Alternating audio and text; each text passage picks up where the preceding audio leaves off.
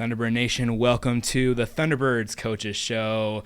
Head coach Tracy Sanders, and today, special guest assistant coach Hailey Mandelko. How are you guys doing today? Great. Good. Excited to be here. Thank you for taking your time. For sure. Before we get started, we'll hear from Warehouse Bar Plus Kitchen. Warehouse Bar Plus Kitchen is a proud sponsor of T-Bird Athletics and all things SUU.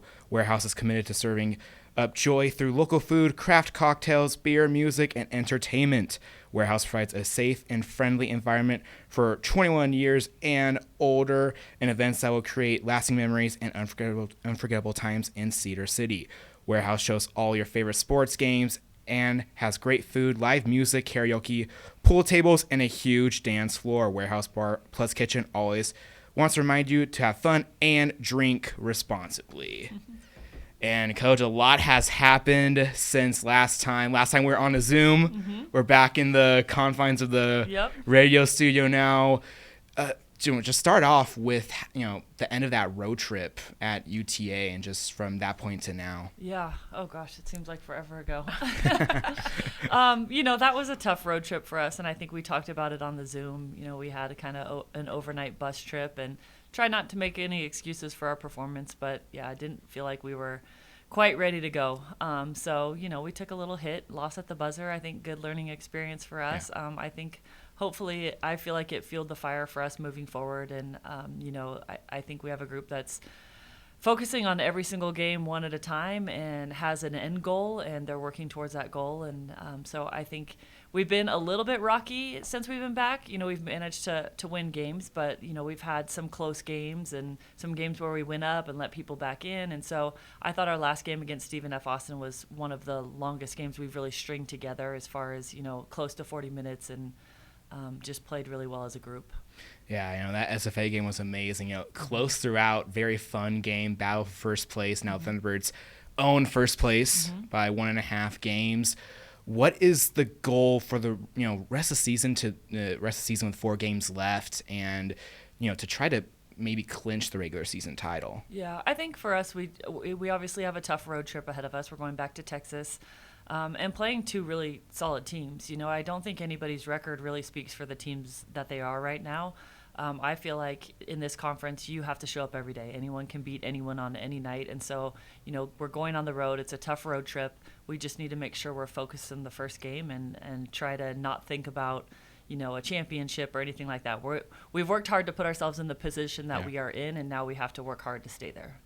Yeah, just speaking on how close this conference really is, when I cover games, I bring up the halftime scores of games from around the conference, and it's like Utah Tech's being SFA right now. Like, what's going on? And you maybe have Utah Valley might be Cal Baptist on a certain night. Just it's an all-out brawl in the conference. Yep.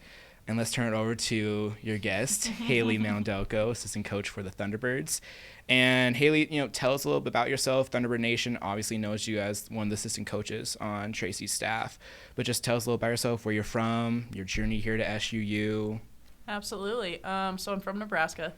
I actually came to school here and played basketball 2011 to 2015. Okay. Part of that championship team from 13-14. And then went back, coached high school for a few years, and then came back under Tracy, and I've been here for now our 5th year. So. Awesome. Where were you coaching high school basketball in Nebraska? Back at my alma mater in Lexington, so right small little farm town right in the middle. Nice. And, how did you get in contact with Tracy? How did that start? So it's kind of funny. Everyone has a tie together on our staff. So my head coach when I played here was Tracy's teammate in college. Okay. So they were dominant forces, and I got a hold of my coach. She got a hold of Tracy, and from there we kind of touched bases and met from there. Awesome. Right on.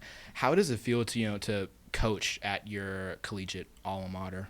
It's definitely surreal.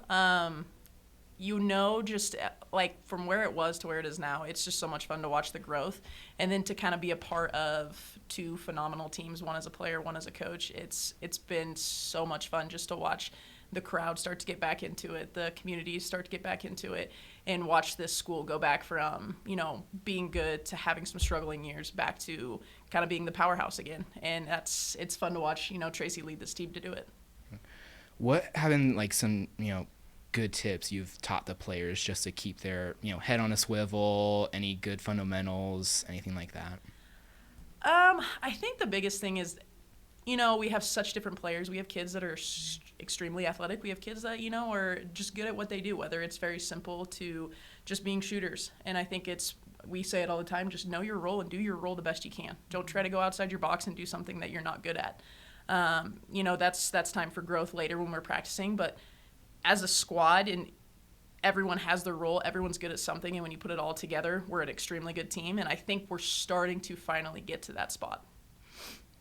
That's very cool. Starting to finally get to that spot. Only one loss in the season in conference play, and undefeated at home in conference play as well. Just both you guys can speak about this. How big of it is to have such a good home court advantage in conference play? Yeah. It's great. I mean, I think we love our fans here. We have a great group of boosters and fans, and I think we're seeing the student section growing, which has been really fun. And that's a credit to the girls. We talk all the time, like, you have to do the work out there to put on a show to make them want to come back, and then make them want to bring friends or family or whoever it is. And so I think we're starting to have a good product that people want to see. And everybody loves to win, right? So I think the community, it's been fun. Even walking up to talk with you guys after the game, I'm seeing people that I hadn't seen in the stands before, and seeing, my old neighbors and stuff like that. So it's pretty fun to see people rallying around us. So it's cool. But before we go on, I don't want to pass on just the opportunity. Like, Hailey, having a coach like Hailey, who is someone that has been here and been here when they were successful, I think has been instrumental for our success. Definitely. And our team. And I think she knows what it took to be successful here. I think it helps from a recruiting standpoint too. I think there's so much value in having someone on your staff that is passionate about the school, but also was successful at the school. And she's still probably the best player on the court when we do scout. I wish I could suit her up. But I mean, I want to speak on that real quick, because I do think, I've been fortunate that I have a staff that's been together for a while, and Hailey and Jay have been here, with me for the whole journey. And I just feel really lucky to have these guys. Speaking of, Hailey being alumni here at SUU, how big is that in the recruiting advantage, where she knows the certain areas of the state and, maybe surrounding states to recruit from and get potential high school recruits? Yeah, I mean, I'll let her kind of speak on that too, but I think it's, one of the huge things for me is having someone who kind of knew how things worked here, and like who to go to, and, who this person was, and just having those connections, I think, has been really good. When we first got here, I think they've taken it down, but there was like a life-size poster of her in the airport. And so, when you're flying in there and you see a player, and then you're like, oh, wow, that's like one of our coaches. That's a pretty cool thing. So even for recruits from that standpoint, they're coming in and they're seeing one of our coaches who was a superstar is, got a life-size poster in the airport. That I now have at my house. Yeah. So. What I would say with that is, I think all of us do a great job of feeding off each other recruiting-wise. But the one thing about Cedar is it's a hidden gem. And if you don't know about it, you kind of look at it as it's kind of in the middle of nowhere. It's not really near things. And so you really have to do your homework to get people out here. Because once you're out here, it's really hard to pass up. There's so many cool things about it. And I think I was that recruit.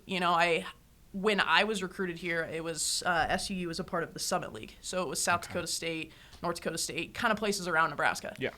And so, my parents and I took a chance, came out here, and I fell in love with it. And so having that in mind is just to get people out here is how you can win them over. Mm-hmm. So you have to do your homework to get them here. And once you get them here, it's hard to pass up on this place.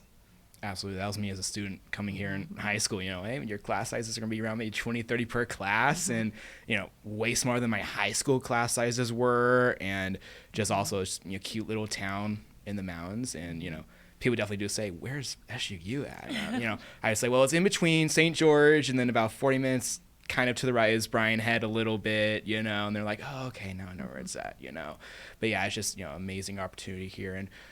And Hailey, what advice would you give to potential high school recruits maybe looking at SUU? I think the biggest thing, and this is, for all kids going to school, is go to the place that fits you best. I think sometimes you get caught up, especially basketball-wise, going to the Division I program or going to the high Power Fives place or somewhere where you look the best. But you know, you can go somewhere and be the big fish in the little pond, or you can be the little fish in the big pond. And I think for a lot of kids being here, you get to be that big fish in the little pond. And not only that is you get to be a part of a community that almost turns into a family. It's such a small place that everybody knows your name. Everyone wants to talk to you. Everyone wants to cheer you on. And I don't know. I mean, Nebraska's a little bit like that because it's so small, but there's not a lot of places around here where you feel like you're surrounded by family. Absolutely. Yeah, absolutely. Whenever, I wear a SU t-shirt, oh, you're good at SU, and, sometimes, I'll get waves from people in the crowd at the women's game. Never met them before, but since they know I cover the games and I've seen them at a couple games, it's like, oh, hey, so just stuff like that makes it such a great community. And how does that tie into just building the team wise, making, the team and, combining the team and community together just into one big family? I think we try to bring the right people in. I mean, team chemistry is huge for us, and we talk about it all the time. I mean, you have 15 players on a team, like, you're going to have drama. It's inevitable.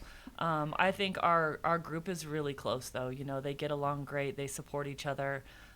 They have their families in the community that, they spend the holidays with, which is nice because they get a little break from us, really. And so, if they want to go over here, we have different families that take them in and do special things for them. We have team dinners, and I think it's helped build our team in that family culture.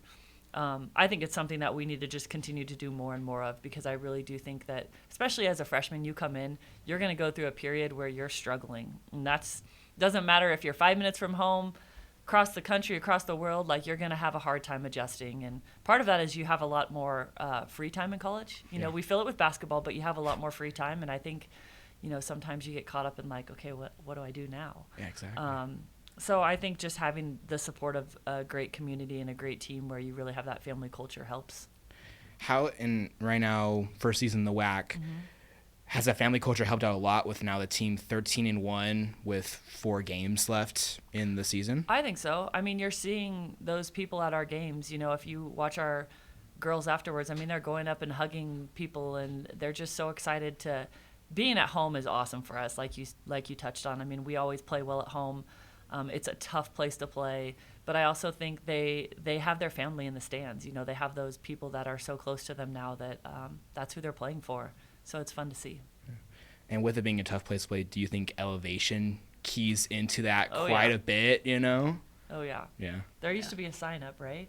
Yeah, and I think we need to get a new one. We need to get a new one. Yeah, to let people know. It's just you don't realize until you get that first 5 minutes where your lungs are just burning. And you'll see teams, like, you will watch kids that they can't do it. They need that sub to just get off for a minute, and it does. If you're not used to it, it's a rough first quarter. Yeah, I come from Las Vegas. I'd get used to going up the stairs for campus, and I'm like, am I out of shape, or is this the mountain air here? I thought it was pretty in shape. And there used to be a sign in the I think rooms? it said just what the altitude was. Okay. And, you might feel dizzy, and we at least once or twice a year we have a team that someone has to sub out and run to the trash can at the end of the bench, and you just know it's from being at altitude. Like, it's tough. I think we need to get a new sign up, because sometimes that could be very intimidating. Yes. I think we're even higher than Denver, actually. I think we are. Yeah. Yeah. We're higher up than Denver, and I seen documentaries of NFL players just walking, posing locker room, has that sign above saying you're a mile high above elevation. Right. These are things, stop any physical activity, and players are actually intimidated by that. Some are like, it's just a sign, but others are like. When you fly into Vegas too, we have a lot of teams, especially in the WAC, that are coming into Vegas, and you don't think like, oh, I'm driving up a mountain. So you get here and you're like, oh, start running around, and you're like, what is that? Why does it feel so hard? It's so hard to breathe. You're not at the desert anymore. It's true. I'm from Vegas. When you're driving up here, it doesn't feel like you're climbing so high until you step out of the car and you're like, oh wow. Or your ears pop going over the Black Ridge. Or your ears pop. Yep. Or going over Black Ridge. Yeah. Yeah. Definitely. So Coach, talk about just the historic record right now in conference play, being 13-1 on the season, and what has led up to this point, basically. I mean, I'm just super proud of them. It's a reflection of the work that they've put in. I mean, we got here early in the summer. We kind of went through a grind, I feel like, and now we're kind of nearing the end. So I think there's that rejuvenation. But the middle, that middle stretch is always a little bit hard. obviously we played a tough preseason, so keeping everybody on the same page and bought in and understanding like it's going to pay off, which I think has been a huge asset for us, is that we had people that understood why we did what we did, and they knew that they were going to see some rewards from it later on. They didn't struggle and get frustrated and down on themselves. I thought if anything, it honestly helped some of them with their confidence, like, hey, we can go play with these guys. So I think, we weathered the preseason, and then I just think they were hungry and excited for conference. And then once we started playing, and, we had this target in the locker room, and we just kept circling every time we would get a win, and they just kept coming. And really, I've just been really, really trying not to focus on anything more than the next game, and even being mindful, we were talking about it too, of days off. And on those days off, like, we're not thinking about the next game. We are, but they aren't. Yeah. So, giving them that like mental break where, hey, I just need to take a day and rest. And I think this year more than any year we've rested them, and part of that's just been because we've had some injuries and depth issues and stuff like that, but we've had a lot of rest, and so I think that's helped with things too. Yeah. And speaking of rest and all that, Tamika Whitman, how is her injury progression going on? Is she almost back to full strength? Because she played a good amount of minutes against SFA Saturday night. Speak on that for. Yeah, I think she's pretty motivated to play right now. I think she's one of those. Her, Sharita, like all of our kids they're all sore. They're all banged up. I think Tamika's. I think she's excited to be able to play, and we're kind of waiting on, doctors to be like, okay, go ahead, you're good. So really, I think it's just what she can do right now. And I think if you watch her, she gives you 100% every time she plays. So that's what you're going to get. And if she needs to come out to get a rest, then she's going to have to get a rest. But I think she's going to be good to go moving forward. Awesome. And it's cool seeing Tamika back out there, just, her energy on the court. Yep. There's so many times, even during the SFA game, where she would spring down court and just would steal a fast break pass, Absolutely. Full court, bomb down, and she will steal it. And, it's cool because she's also kind of like that sixth starter. It's like that hidden starter on the team, and that's just great to have, especially with conference play winding down. Yeah. She's, again, I think she's someone that we're seeing how good she is, but like she's pretty incredible when she gets going. So it's fun to watch. Yeah. So, Coach, you talked about one game at a time. Mm-hmm. You have Abilene Christian up next down in Texas. Fingers crossed for no ice storms this time. Right? Easy travel, please. Easy travel. And both of you can talk about this. What do you see from Abilene Christian that they do the best on the court? Yeah. I think they're a little bit – we definitely are going to have a size advantage. I think they're going to play fast. They shoot a lot. It's just – I think we're going to have to play to our advantages, which I feel like is Lizzie and Megan there, and hopefully we can kind of match with their speed, because I do think tempo is good for us. Transition, we keep talking about going faster in transition, but I do think the advantage we're going to have is on the inside. Mm-hmm. Defensively too, they try to stretch you out. They're pretty athletic. So a lot of the teams that we face, they try to bring Lizzie and Meg out to the perimeter, and I think a part of that is just being able to, like Tracy said, doing what we're good at. We're bigger than everybody, so getting them to drive out our bigs and have that, 8-foot wingspan sitting there right at the rim is great for us. So not changing our game to, fit theirs is kind of a big thing for us the rest of the season, honestly. Mm-hmm. And speaking of the bigs, Meg, Lizzie, Ashley, how awesome it is to have, 2 6'5" and 1 6'3" center, but also how crucial they are in the rebound battle when they are on the court. Mm-hmm. Yeah, we laugh because it's like their height is their height for the whole game, for the whole season. I think one of the things that, and I get on them pretty hard. Like, I want them to be a little bit more physical. We're more of a speed and finesse group, because I think sometimes we do struggle a little bit with the physicality, but we always have the length. And so I think we have to understand, like, if we can match that physicality and have the length that we do, we're going to be in a great spot. And I actually thought, Stephen F. Austin, they did a great job. We kind of put some pressure on them to step up, and I thought they really did step up. And, Lizzie always manages to get in there and snag rebounds, especially at crucial times, fourth quarter when we need her to snag everything that's up there. She does a really good job. And like Hailey said, it's nice, that peace of mind if, hey, I give up baseline or I'm getting beat, like I know I have this long person in there that's hopefully going to block a shot or at least affect a shot. Yeah. Yeah. Yeah, and I think definitely those three definitely do affect shots. You know, you see opposing player drive down the lane and they see Lizzie or Meg and they just try to toss it up, you know, and, you know, it's just great to see, you know, those three having such a good effect on the team. And what did you guys see from SFA that you could learn from, especially with the possibility of maybe facing them in the conference tournament? Yeah. You want to go? Yeah. I would say the big thing, you know, one, it'll be in Vegas, so we don't have that elevation aspect anymore. But slowing teams down, especially like the top 4 to 5 teams in our conference, they love to run.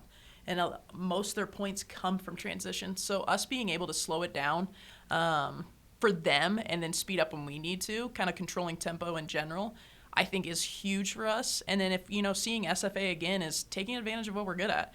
You know, we're really good at using on balls and taking advantage of being bigger. But once you start focusing on Meg, Ashley, Lizzie, our guards are really dang good. And so being able to, you know, go at our bigs and then you over-focus on them, our guards are getting to the basket. Or you have Dalo shooting, you know, 40% from 3, Sam shooting 38% from 3. We have good shooters when they're open. And Hailey, speaking about the guards, how huge it is to have a guard like Sharita with her leadership and just her ability on the court to be a floor general for the squad? It's really crazy to, like, take a step back and really see what she's doing. I know, like, we'll say we're the hardest on her. We expect a perfect game from her just because you forget just how good she is. You know, she can go out and give you 32 points, and it doesn't seem like she has 32 points. It's a very quiet 32 points. But you expect her to guard their best player, you know, and I think with a kid like that just no matter how well she does, she's never satisfied. It puts everyone else, you know, guards and bigs, they want to be better. You know, they expect more from themselves. So having someone just with that amount of talent to push everyone around her, it makes us who we are. And Hailey, you've seen the difference between, you know, being in the Summit Conference, the Big Sky to the WAC. What speaks out about the Western Athletic Conference than the Big Sky and the Summit? It's so athletic, you know, and I'm not saying that those two aren't athletic. It's different, you know. Bigs are more involved in the Summit League and in the Big Sky. You know, you look at Sac State, you know, they had a big that's, you know, was dominant that last year going against her. Montana always has great bigs, Montana State. Whereas in this conference, they're stretch bigs. You know, we had, you know, 2 bigs with SFA, but they're still very athletic. They're looking to drive. So your game plan's different. You have to adjust to having athletic kids who, you know, can stay in front of the drive, can stretch out to the 3-point line and defend out there. Whereas your Big Sky stuff, you know, you're not really worried about your 5 stretching out at all. It's sitting in the paint and you have to be physical. So I think Lizzie's really done a pretty good job of being able to stretch out to the 3-point line and defend that. And one example is, you know, UTA has an extremely athletic guard, Star Jacobs, and we gave Lizzie that assignment, and she held her to 2 points in the first half and did exactly what we wanted. And I think that's a testament to them, is just stepping up where we need them to and doing what, you know, the conference requires for us. Absolutely. And looking down at the schedule, you have Cal Baptist, which also has a former player in Kinsley Barrington on their roster. You know, how fun is that she's going to be back up here in Cedar and she's going to be on the opposing team? You know, is it going to be good feelings, mixed feelings? What's the emotions going to be like? I mean, to me, it's just we're playing Cal Baptist and we're going to be focused on taking care of business. You know, Shay was one of our players too at UVU, and I think we're going to see a lot more of that moving forward, just with the transfer portal and all that. But we're just going to take care of business. You know, I love the team that we have here, and we're successful for a reason. Any shout outs on today's episode, you two? I will say so the game was on ESPN3, so my dad couldn't watch, was upset as heck. It was hilarious. So he listened to your radio broadcast and absolutely loved it. Thank you. You might have a new fan that's listening to the radio broadcast now. So you're famous in the stands and you're famous yes. on the radio. Thank you. Yeah, we had some technical difficulties during the broadcast, so that makes me definitely feel better. Hey, he's hard to please, so if you got a fan out of him, you did something right. Thank you. Coach, any shout outs? No, just thank you to the fans and the students and everyone that's been supporting us. And hopefully, I know spring break's coming up, but if anyone's on campus, we'd love to have you out for our last 2 home games next week. Please show up. Yeah. You know. Also, which home games is senior night? Is it the one versus Cal Baptist or GCU? GCU, Okay. yeah. All right. That's what I was thinking, but I know some programs do it differently. It's usually the second last or the last home game of the season. They do senior night, and Thunderbird Nation, please show up out to those 2 games and support the team on the road while they head on to Texas, and hopefully good travel this Thank time. you. Yep. You know, No fingers bus trips. crossed. Yeah, no more overnight bus No. trips, ice storms, easy. just smooth and easy. For me, Anthony Colasuno, head coach Tracy Sanders, and assistant coach Hailey Mandelko, that's a wrap. Thanks. Thank you.